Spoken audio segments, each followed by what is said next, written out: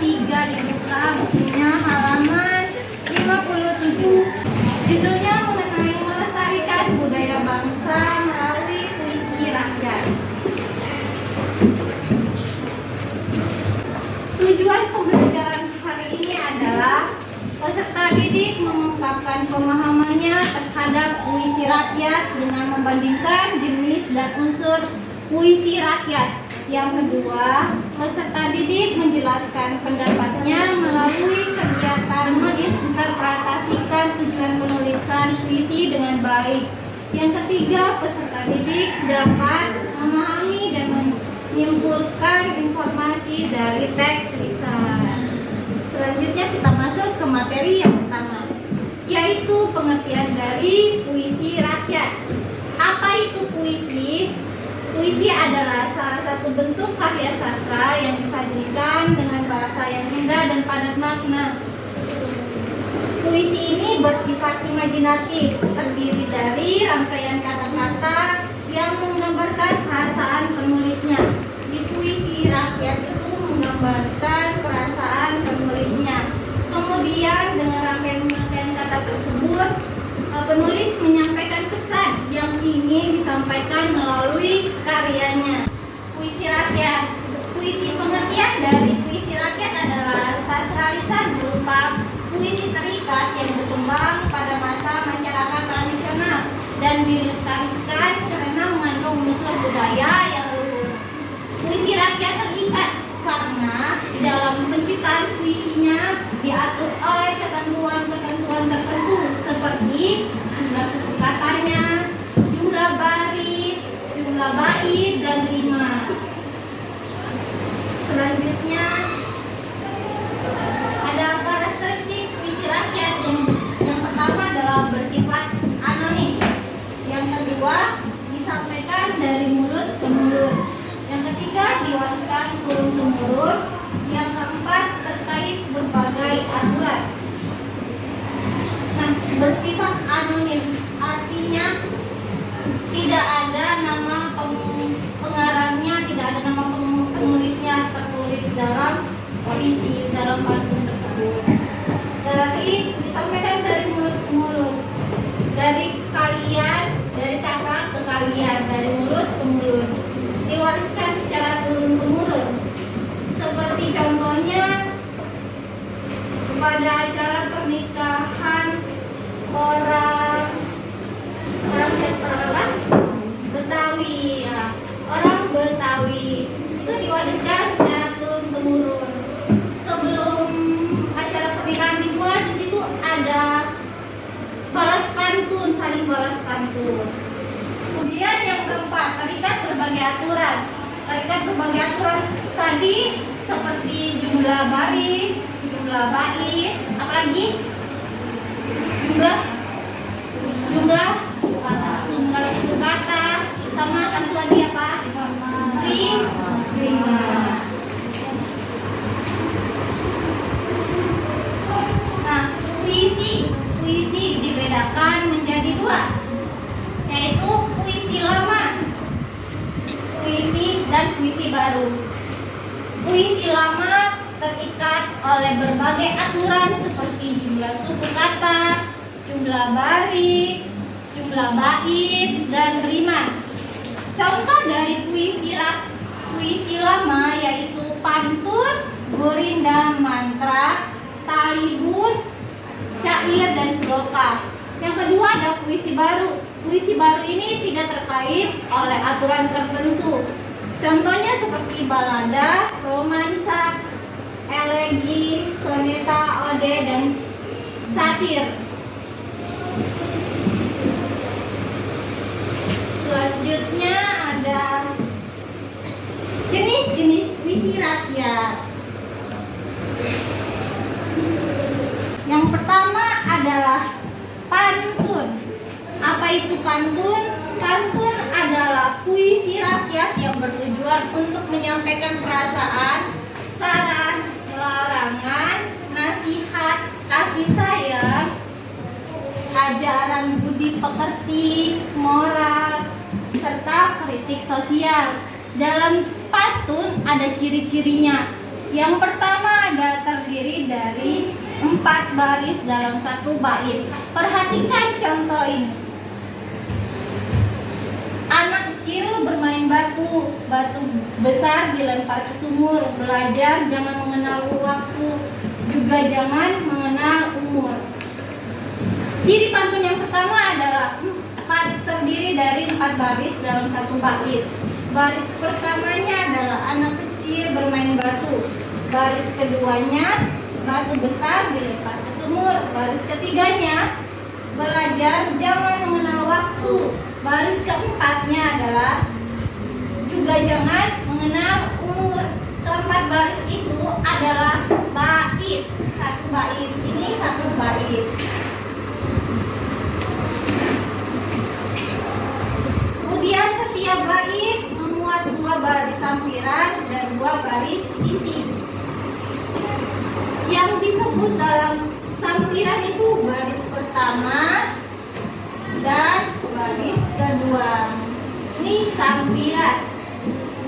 Yang 2 baris lagi adalah isi. Baris ketiga dan baris keempat. Itu isinya. Baris pertama, kedua sampiran, ketiga, keempat isi. Kemudian pantunnya bersajak AB, AB atau A. Nah, di sini pantunnya bersajak AB. Mengandung 8 sampai 12 suku kata per barisnya. 8 sampai 12 suku kata. Suku kata, ada yang tahu suku kata? Angkat tangan. Angkat tangan. Apa? Ejaan. Suku kata penggalan kata atau ejaan. Seperti contohnya ini anak. Penggalannya adalah anak. Ejaannya adalah anak. Itu ada berapa? 2 suku kata. 2. Ya, ada 2 suku kata. Lanjutnya adalah bermain. Bermain ada berapa suku kata? 3. Apa aja? Bermain dan itu ada 3 suku kata. Selanjutnya adalah berindam. Berindam berasal dari bahasa India. Bahasa India yaitu kirindam yang memiliki arti umpama atau perumpamaan. Dalam berindam terdapat nilai agama dan moral sehingga dijadikan sebagai norma atau pedoman dalam kehidupan bermasyarakat. Nah, dalam gurindam juga terdapat ciri-ciri sama seperti pantun. Pantun juga terdapat ciri-ciri. Di gurindam juga terdapat ciri-ciri. Nah, ciri yang pertama adalah setiap bait terdiri atas 2 baris atau larik. Ciri yang kedua, setiap larik terdiri atas 8 sampai 14 suku kata. Larik pertama merupakan syarat dan larik kedua merupakan jawaban. Larik pertama dan kedua merupakan kalimat majemuk, umumnya merupakan hubungan sebab akibat. Yang terakhir rimanya adalah berbola A dan A. Contohnya perhatikan, yang pertama adalah barang siapa menuntut ilmu, tiada manusia yang akan menipu. Di sini ada 2 baris dalam 1 bait. Baris keduanya, tiada manusia yang akan menipu. Nah, setiap larik terdiri atas 8 sampai 14 suku kata. Tadi suku kata adalah penggalan kata atau ejaan kata. Nah, dalam 1 bait ini terdiri dari 1 baris ini terdiri dari berapa suku kata? Kita barang. Jadi contoh yang pertama itu terdiri dari 8 sampai 14 suku kata. Nah, larik pertama merupakan syarat. Ini syaratnya barang siapa yang menuntut ilmu. Syaratnya barang siapa yang menuntut ilmu. Jawabannya tiada manusia manusia yang akan menipu. Nah, selanjutnya adalah syair. Syair berasal dari Persia yang dibawa masuk ke Nusantara bersama dengan masuknya Islam ke Indonesia.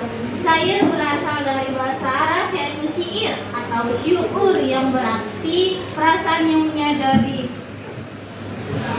Dalam syair juga terdapat ciri-cirinya. Yang pertama adalah setiap bait terdiri dari 4 baris dengan bersajak a. Setiap baris mempunyai makna yang saling berkaitan dengan baris sebelumnya. Kemudian syair menceritakan kisah yang mengandung nasihat atau petua. Setiap baris terdiri atas 8-12 suku kata. Semua baris dalam syair adalah isi. Bahasa yang digunakan merupakan bahasa kiasan. Contohnya bisa dilihat. Jangan engkau berbuat maksiat, jangan engkau berbuat jahat. Segeralah engkau bertobat agar selamat dunia akhirat. Apabila engkau kesulitan dan menerima segala cobaan, memohonlah kepada Tuhan, pasti Tuhan mengabulkan. Ini semua adalah isinya mengandung nasihat. Nasihatnya tentang maksiat. Selanjutnya adalah tugas kelompok. Kelompoknya sudah saya bagikan. Nah, ini adalah lembar kerja peserta didik atau LKPD. Ini yang harus kalian isi dalam setiap kelompok. Kelompok 1. Kelompok 2. Kelompok 3.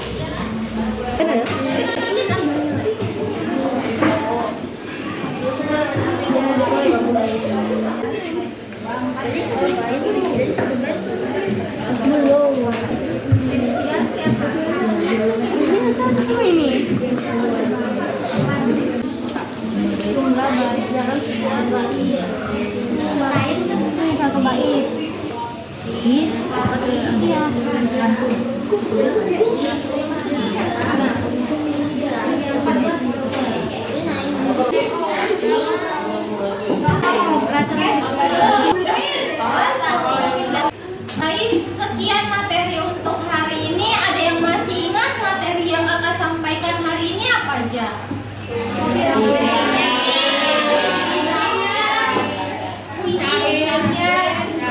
Ini contohnya apa?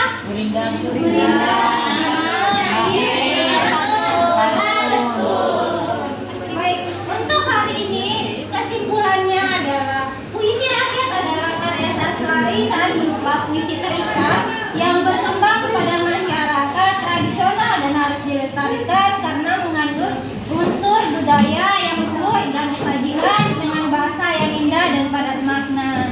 Karakteristik puisi rakyat bersifat anonim, disampaikan dari mulut ke mulut, diwariskan turun temurun, dan terikat oleh berbagai aturan. Sekian untuk hari ini, materi hari ini. Jangan lupa dibaca bukunya materi selanjutnya. Baik, bagaimana perasaan untuk hari ini? Apa? Perasaannya hari ini?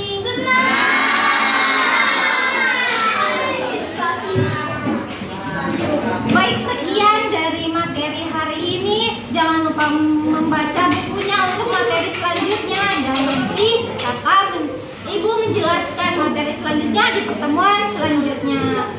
Wakil ketua kelasnya siapa yang memimpin doa? Dipersilakan memimpin doa. Teman-teman, sebelum kita pulang, mari berdoa. Baik.